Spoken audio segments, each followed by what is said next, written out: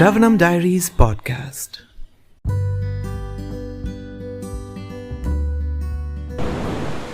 Okay, I know this is completely unplanned. It's completely spontaneous, but we're going to do something. We're going to continue reading further. Oh my god, let's do that. Okay. Reading Bhagavad Gita as it is, the book by His Divine Grace Abhaya Charana Ravinda Bhaktivedanta Swami Srila Prabhupada, chapter 8, Attaining the Supreme. Text. Where did we stop yesterday? Oh, wait, it was today. Every day is today. This is so wonderful. Okay, so I think actually, remember where did we stop in the last episode? We start with the words Bhuta Grama Sa Eva Yam. Let's continue further. Text 19. Bhuta Grama Sa Eva Yam Bhutva Bhutva Praliyate Ratriagame Vashah Partha Prabhavatyaha Ragame.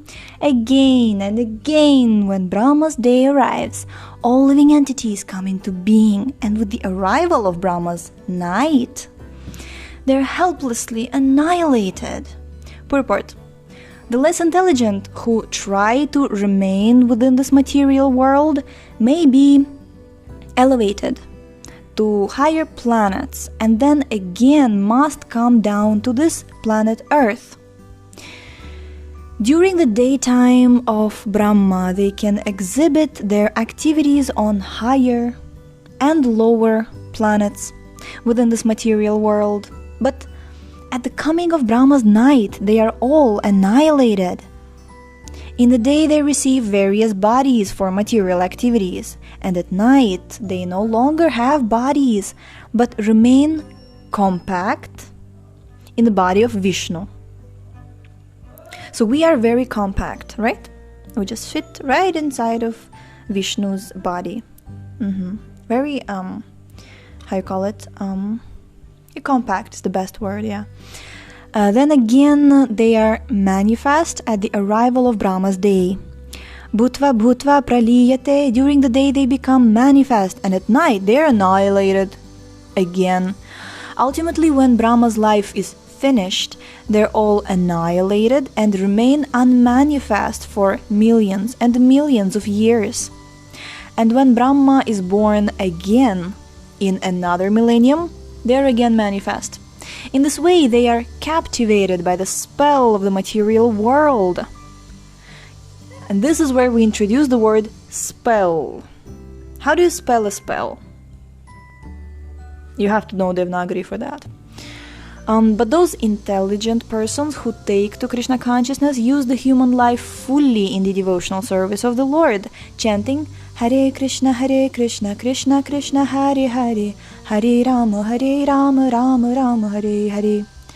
Thus they transfer themselves, even in this life, to the spiritual planet of Krishna and become eternally blissful there, not being subject to such rebirths. Text 20. Parastasmattu bhavunyo vyakto vyakta sanatana yasa sarveshu bhuteshu na shyatsu na vinashyati.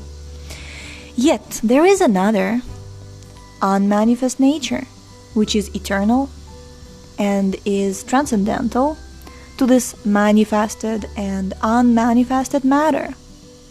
It is supreme and is never annihilated. When all in this world is annihilated, that part remains as it is. Purport. Krishna's superior spiritual energy is transcendental and eternal.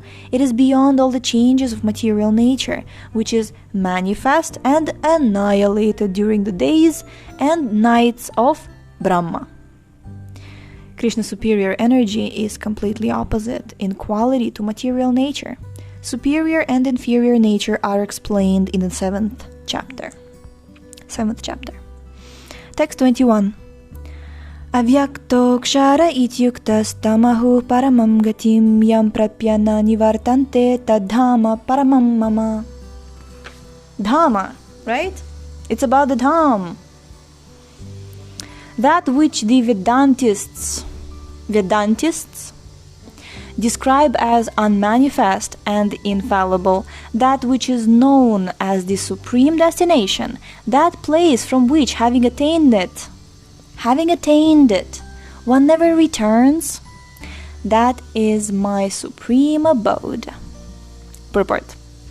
The supreme abode of the personality of Godhead, Krishna, is described in the Brahma Samhita. Brahma Samhita. If you are a follower of Lord Chaitanya, you know that Brahma Samhita is quite bona fide because Lord Chaitanya existed, and because, if he says that Brahma Samhita is the Brahma Samhita, then it is the Brahma Samhita, right? Otherwise, Lord Chaitanya would not say that. As Chintamani Dhama, a place where all desires are fulfilled, the supreme abode of Lord Krishna, known as Goloka Vrindavana, is full of palaces, full of palaces made of touchstone. There are also trees called desire trees that supply any type of edible upon demand. Can you imagine a tree, desire tree, that supply any type of edible upon demand? Because interestingly, like when we see the descriptions of different trees in Srimad Bhagavatam, there are different types of trees that grow in Vrindavan. There are fig trees, there are pomegranate trees, there are definitely like different types of mango trees and like stuff like that. So and here it says that the trees are desire trees. They supply any type of edible upon demand, and there are cows which are known as Surabhi cows, which supply a limitless supply of milk. In this abode, the Lord is served by hundreds of thousands of goddesses of fortune, Lakshmis, and he is called Govinda, the primal Lord and the cause of all causes. The Lord is accustomed to blow his flute, Venum Kvanvantam. Kvanvantam, or is it Venum Kvanantam? Venum Kvanantam.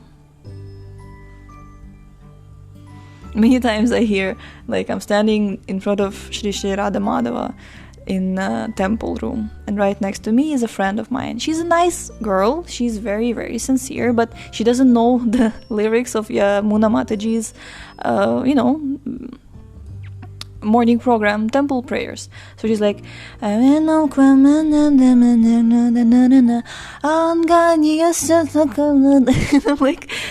come on. I'm not gonna tell you her name because everybody knows her. Okay, so it's a real person. But still, like, it's she's actually, she knows the lyrics, but like, because she knows I hear her, she's like, Venum Kvanantam. His transcendental form is the most attractive in all the worlds. His eyes are like lotus petals, and the color of his body is like the color of clouds. He is so attractive that his beauty excels that of thousands of cupids. Imagine thousands of cupids. We can't handle one. Come on. Thousands. If we would really see that, we would go crazy. But, we won't see that unless we're like pure devotees, Premi Bhaktas or something. He wears saffron cloth, a garland around his neck, and a peacock feather in his hair, or as they say, peacock feather. In the Bhagavad Gita, Lord Krishna gives only a small hint of his personal abode, Goloka Vrindavan, which is the supermost planet in the spiritual sky. Excuse me, it says spiritual kingdom in the book.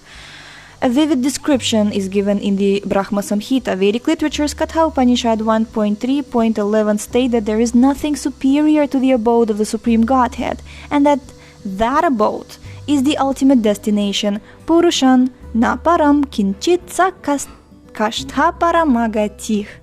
When one attains to it, he never returns to the material world. Krishna's supreme abode and Krishna himself are non-different. Wow, look at that. We are now situated in Shridham Mayapur, and this supreme abode is non-different from Krishna himself. Haribo! Being of the same quality, on this earth, Vrindavan, 90 miles southeast of Delhi, is a replica of that supreme Goloka Vrindavana located in the spiritual sky. When Krishna descended on this earth, he sported on that particular tract of land known as Vrindavana, comprising about 84 square miles in the district of Mathura, India. Now, Yeah, I made many mistakes in this recording, but the most important thing is that I will publish it because I'm not gonna edit it on the computer. It will take time. It's unnecessary. People make mistakes. Everybody makes mistakes. And my podcast, as I initially mentioned at the very beginning, 700 episodes ago, that it's more like a radio. You know, like when I was growing up in Moscow, we had Radio Krishna Loka because devotees were very, very wealthy and stuff. And then some idiot made MMM, and then all devotees lost their cash. And so now instead of Radio Krishna Loka, we have like Radio Shravanam Diaries. So yeah, we say it's a podcast, but it's actually a radio. So thank you so much for tuning in today. The book links, previous episodes timeline, and biography of the author can be found on shravanamdiaries.com. The link is in the description, and we shall see you tomorrow. Hare Krishna, Krishna Krishna, Hare Hare.